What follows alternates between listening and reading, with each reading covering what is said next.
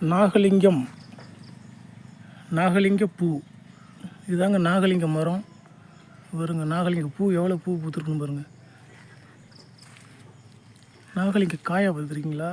அதான் காய் பாருங்க, எவ்வளோ அழகாக இருக்குது பாருங்க. ஃபுட்பால் மாதிரி இருக்குது.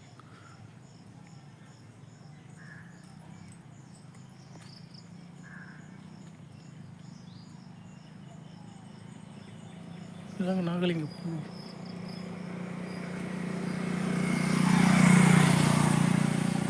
எவ்வளோ அழகாக இருக்குது பாருங்க பூ.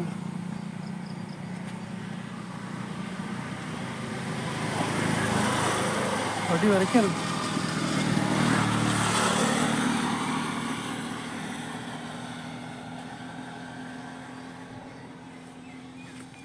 தெய்வாம்சம் நிறைந்த மரம், தெய்வீக மரம்